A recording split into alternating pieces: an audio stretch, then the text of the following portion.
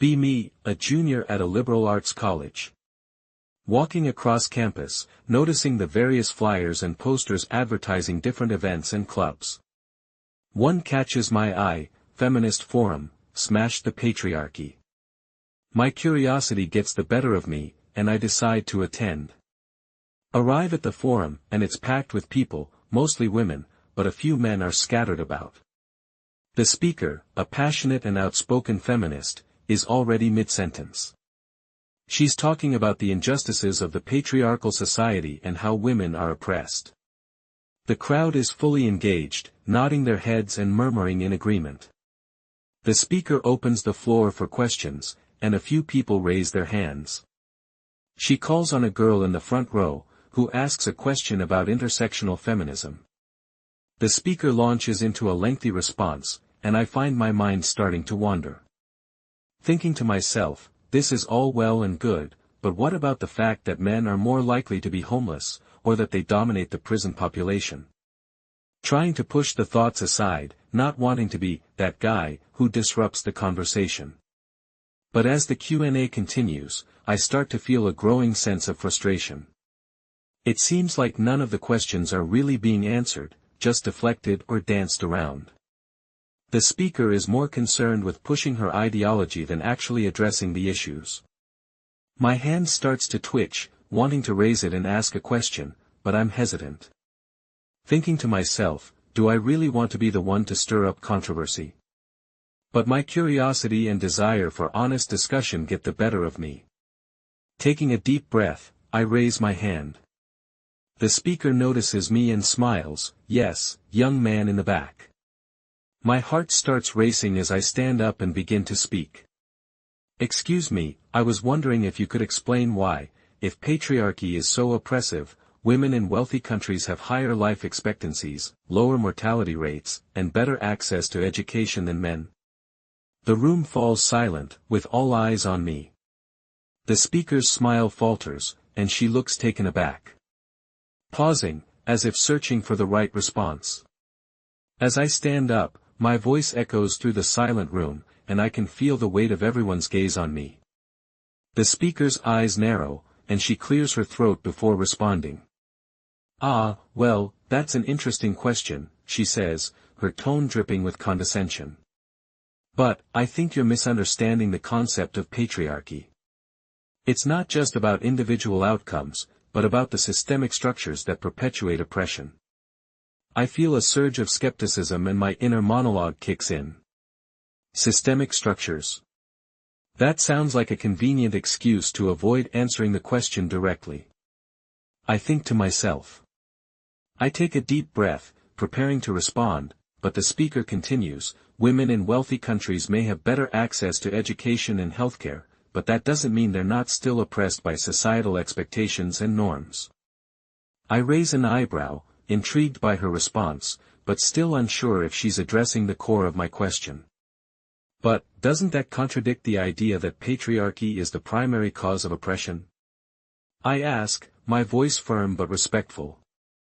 If women are doing better than men in these areas, doesn't that suggest that there are other factors at play? The speaker's smile returns, but it seems more forced this time. Not necessarily, she says. You see, patriarchy is a complex system that can manifest in different ways. Just because women may have advantages in certain areas, it doesn't mean they're not still subject to patriarchal norms and expectations. She pauses, glancing around the room as if searching for validation. I mean, think about it, women are still expected to be nurturing and caregiver-oriented, while men are expected to be strong and assertive. Those are patriarchal norms that limit both men and women. I feel a sense of frustration rising up again, as I think to myself, that's a strawman argument. She's not addressing the actual data, just using it to fit her ideology. I take a deep breath, trying to remain calm and composed.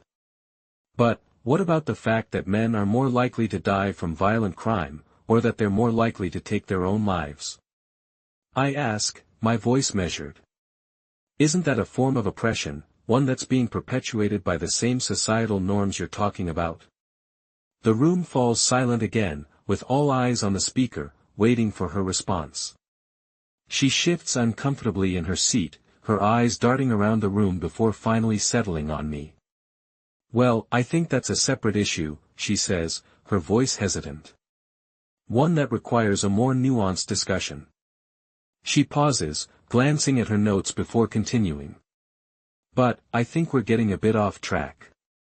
The point is, patriarchy is a complex system that affects everyone, and we need to be aware of how it shapes our perceptions and behaviors." I feel a sense of disappointment wash over me, as I think to myself, she's not going to answer the question directly, is she? She's just going to keep deflecting and talking in circles. But, I also sense a spark of curiosity in the room, a sense that people are starting to question the narrative, and that gives me a glimmer of hope. Maybe, just maybe, this conversation can lead to something more meaningful, something that will challenge our assumptions and push us to think critically about the world around us. As I sit there, trying to process her response, I notice the subtle shift in body language from the other participants in the room. Some of them seem to be nodding along, agreeing with her assessment, while others appear more skeptical, their brows furrowed in concern.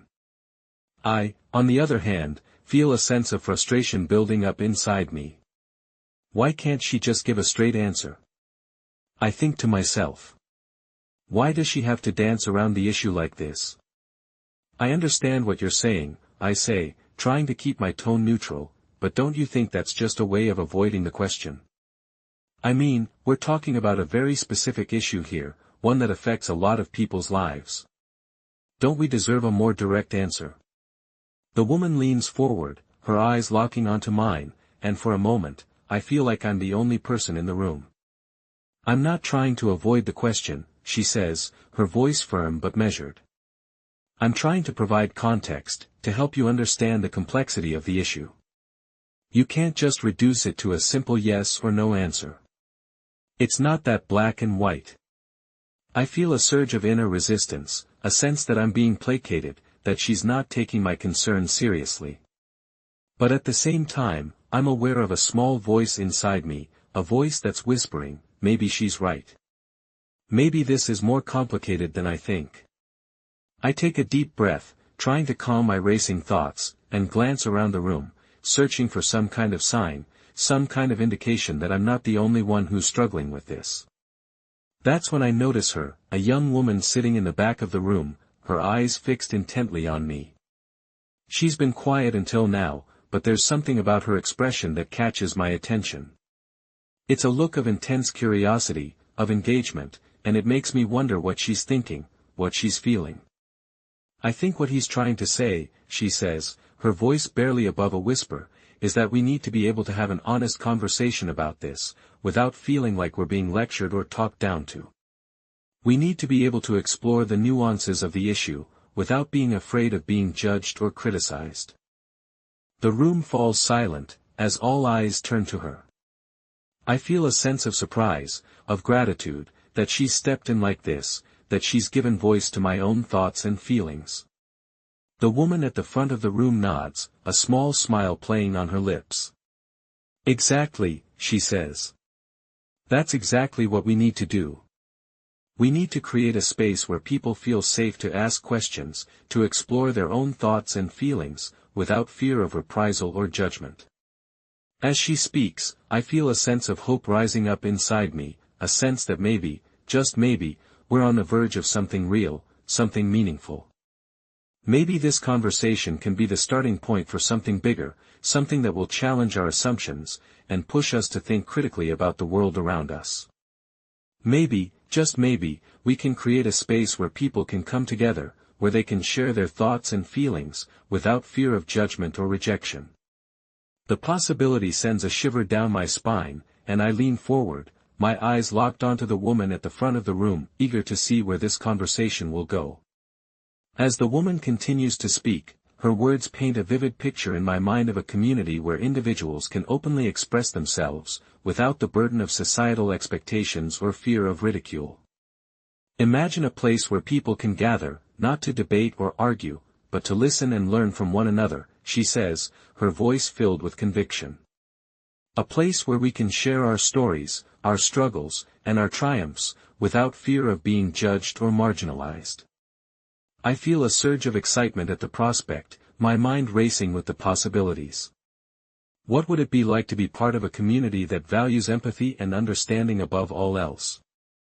A community where people can come together, not to prove a point or win an argument, but to support and uplift one another.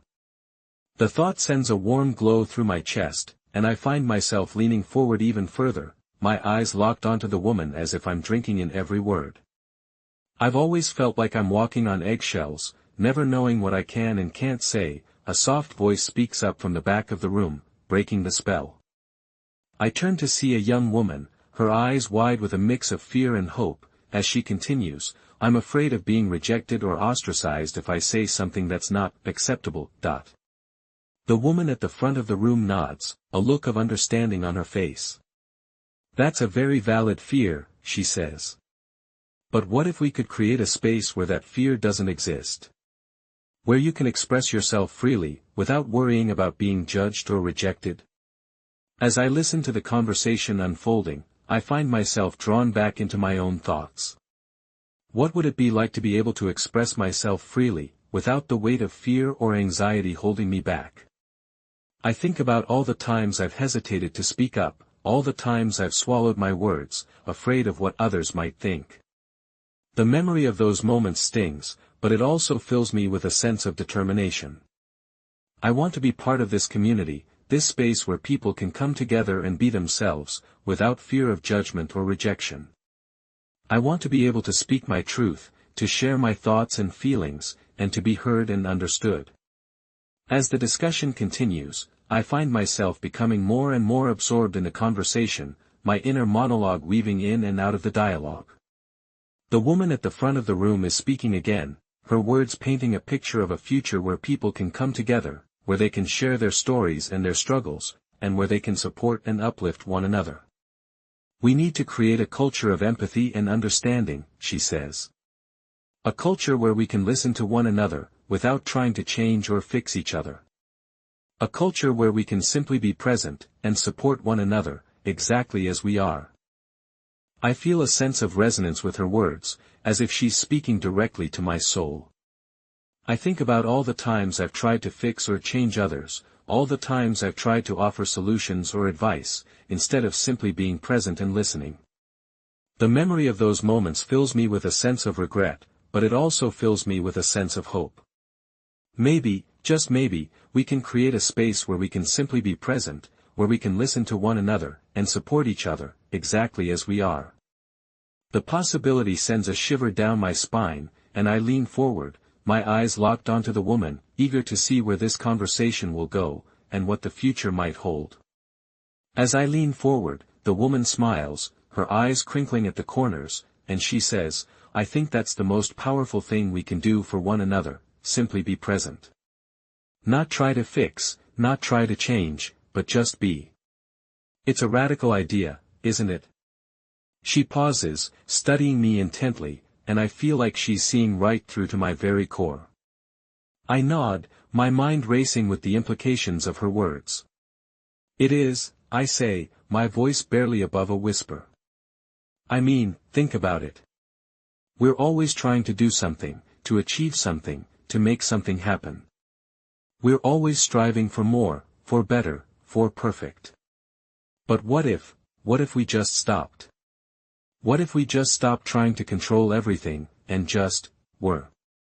The woman's smile grows wider, and she nods, her eyes sparkling with excitement. "Exactly. What if we just allowed ourselves to be, exactly as we are, in this moment? No judgments, no expectations, no striving for perfection. Just being."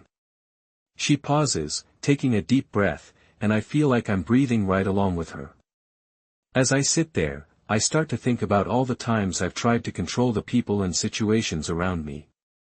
I think about the anxiety, the stress, the feelings of overwhelm that come with trying to manage every little detail. And I think about how exhausting it is, how depleting. I think about how much I've missed out on, how much I've neglected, in my attempts to control everything. I think about the relationships I've strained, the connections I've missed, the moments I've lost. I've been doing it all wrong, I say, the words tumbling out of my mouth before I can stop them. I've been trying to fix everyone, to change everything, to make it all perfect. But it's never going to be perfect, is it? I look up at the woman, searching for answers, searching for guidance. The woman's expression softens, and she reaches out, placing a gentle hand on my arm. No, it's not, she says, her voice full of compassion. And that's okay. It's okay that it's not perfect. What's important is that we're present, that we're here, that we're showing up for one another. That's where the real magic happens, my friend. As she speaks, I feel a weight lifting off my shoulders, a weight I didn't even realize I was carrying. I feel a sense of liberation, of freedom, of release. I feel like I can finally breathe, like I can finally be myself, without apology, without expectation. I feel like I can finally show up, exactly as I am, and be met with acceptance, with love, with compassion. What does that look like, practically speaking? I ask, my curiosity getting the better of me. How do we create this culture of empathy and understanding? How do we support one another, exactly as we are? The woman smiles, a mischievous glint in her eye. Ah, that's the best part, she says. We get to create it, together. We get to experiment, to try new things, to see what works and what doesn't. We get to show up, with open hearts and minds, and see where the journey takes us. As she finishes speaking, the woman leans forward, her eyes sparkling with excitement. You see, it's not about having all the answers, or following some predetermined formula. It's about being willing to take the first step, and then the next, and then the next. It's about being brave enough to be vulnerable, to be open, to be receptive to whatever arises. I feel a surge of enthusiasm at her words, and I find myself leaning forward as well, my heart racing with anticipation. I love that, I say, my voice barely above a whisper. I love the idea of creating something new, something unique, something that's ours alone. The woman nods, a warm smile spreading across her face. Exactly, she says. And it starts with us, with our own inner work. We have to be willing to confront our own biases, our own limitations, our own fears. We have to be willing to let go of our need for control, our need for certainty. We have to be willing to surrender, to trust, to have faith. As she speaks, I feel a shiver run down my spine. I realize that I've been holding on to so much, onto so many expectations, onto so many shoulds and oughts. I realize that I've been trying to control the uncontrollable, to predict the unpredictable. I realize that I've been living in a state of constant tension, constant anxiety. What if I'm not doing it right? I ask, my voice trembling slightly. What if I'm making mistakes, what if I'm not good enough? The woman's smile falters for a moment, and she looks at me with a deep, piercing gaze.